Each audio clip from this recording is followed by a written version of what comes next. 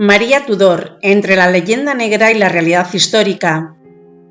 María Tudor fue la primera reina que reinó por derecho propio en Inglaterra entre 1553 y 1558. Su breve y turbulento reinado estuvo marcado por el conflicto religioso, la guerra con Francia y el matrimonio con Felipe II de España. Su figura ha sido objeto de una intensa controversia histórica que ha generado una imagen distorsionada y negativa de su obra y de su persona, creando así algunos de los mitos y prejuicios que rodean a María Tudor.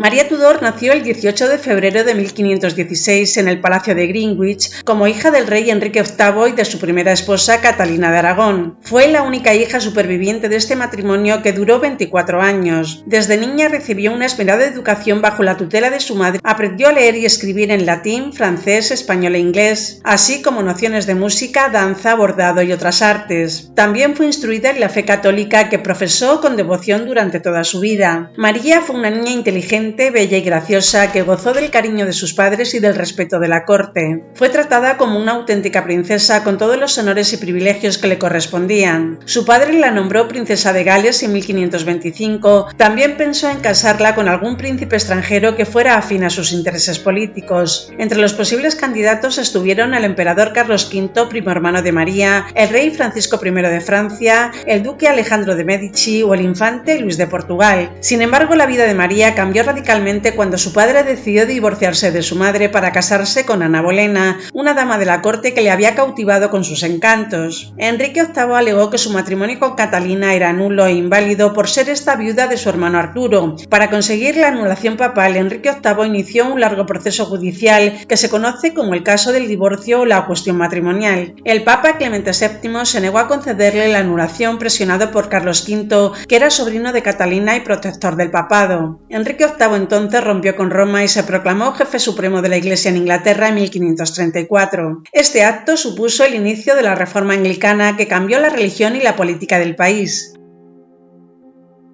María se opuso firmemente al divorcio de sus padres y a la ruptura con Roma, apoyó a su madre en todo momento y se negó a reconocer a Ana Bolena como reina legítima y a sus hijos como herederos al trono. Por esta razón sufrió la ira y el desprecio de su padre, que la despojó de sus títulos y derechos y la separó de su madre. María tuvo que vivir entonces en condiciones precarias y humillantes, sometida al acoso y al maltrato por parte del rey y sus ministros. Su salud se deterioró por el estrés y la depresión que padeció. En 1536 murió Ana Bolena, ejecutada por orden del rey bajo falsas acusaciones de adulterio e incesto. Ese mismo año murió también Catalina de Aragón tras 6 años de destierro y abandono. María perdió así a las dos personas más importantes de su vida, su madre y su rival. Su situación mejoró ligeramente cuando Enrique VIII se casó con su tercera esposa, Jane Seymour, que simpatizó con María y trató de reconciliarla con su padre. María aceptó finalmente reconocer a su padre como jefe de la Iglesia y renunciar a su legitimidad como princesa a cambio de ser restituida en la sucesión al trono tras su hermanastro Eduardo, hijo de Jane Seymour.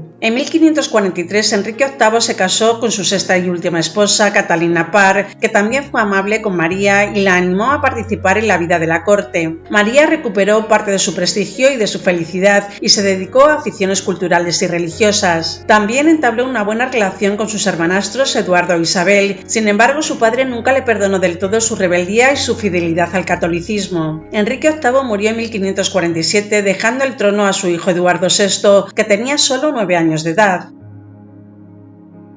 Enrique VI fue un rey débil y enfermizo que estuvo bajo la influencia de sus tutores y consejeros que eran partidarios de la Reforma protestante. Bajo su reinado se llevaron a cabo cambios radicales en la religión y la política del país que afectaron a la liturgia, la doctrina, el clero y las propiedades eclesiásticas. Estos cambios provocaron el descontento y la resistencia de muchos sectores de la población, especialmente de los católicos. María se mantuvo fiel a su fe católica y se negó a aceptar las innovaciones religiosas impuestas por su hermano. Por esta razón sufrió la persecución y el hostigamiento por parte del gobierno que intentó obligarla a renunciar a sus creencias y a someterse a la autoridad del rey. María se refugió en sus posesiones de East Anglia, donde contaba con el apoyo de sus vasallos y de sus parientes continentales. En 1553 Eduardo VI murió sin descendencia a los 15 años de edad. Antes de morir modificó el testamento de su padre y nombró como sucesora a su prima Juana Grey. Juana Grey era una joven culta y piadosa, pero también una ferviente protestante. Su nombramiento fue un intento de evitar que que el trono pasara a manos de María, que era la heredera legítima según la ley. Sin embargo, el pueblo inglés no reconoció a Juana Grey como reina legítima y se levantó en apoyo de María. La rebelión fue encabezada por los nobles católicos del norte y del este del país, que proclamaron a María como reina en varias ciudades. María marchó desde Norfolk hasta Londres, donde fue recibida con júbilo por las multitudes. Juana Grey fue depuesta tras tan solo 9 días de reinado y encerrada en la Torre de Londres. María entró así triunfalmente en la capital el 3 de agosto de 1553 y fue coronada en la abadía de Westminster el 1 de octubre del mismo año. María se convirtió así en la primera reina que reinó por derecho propio en Inglaterra bajo el nombre de María I.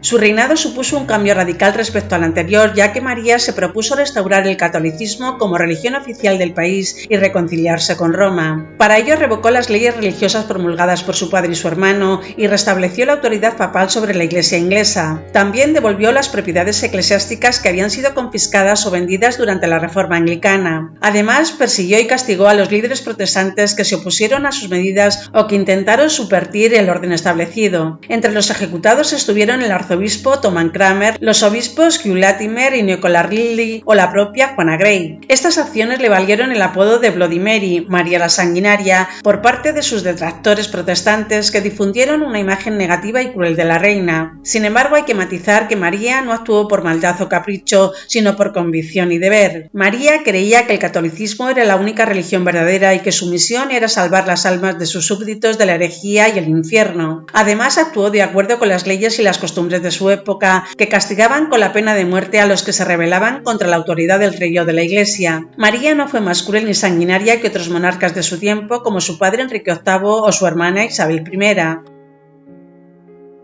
Otro aspecto importante de su reinado fue su política matrimonial y exterior. María se casó en 1554 con Felipe II de España, hijo del emperador Carlos V y heredero de su vasto imperio. Este matrimonio fue muy impopular entre los ingleses, que temían perder su independencia y su identidad nacional bajo la influencia española. Sin embargo, María se casó por amor y por conveniencia, ya que veía en Felipe a un aliado político y religioso, así como un posible padre de sus hijos. El matrimonio fue desigual y desdichado, ya que Felipe pasó poco tiempo en Inglaterra y no mostró mucho afecto por su esposa. Además, el matrimonio no tuvo descendencia a pesar de los falsos embarazos que sufrió María. La alianza con España implicó también la participación de Inglaterra en la guerra contra Francia, que era el principal rival de España en Europa en ese momento. Esta guerra fue desastrosa para Inglaterra, que perdió el último territorio que le quedaba en el continente, Calais. La pérdida de Calais fue un duro golpe para el orgullo y la economía inglesa y supuso el fin de la presencia inglesa en Francia desde la Guerra de los 100 años. María murió el 17 de noviembre de 1558 a los 42 años de edad, víctima de una fiebre y una infección. Su muerte fue llorada por sus partidarios católicos y celebrada por sus enemigos protestantes. Fue enterrada en la abadía de Westminster. Su epitafio reza así: aquí yace María, reina de Inglaterra, hija legítima del rey Enrique VIII.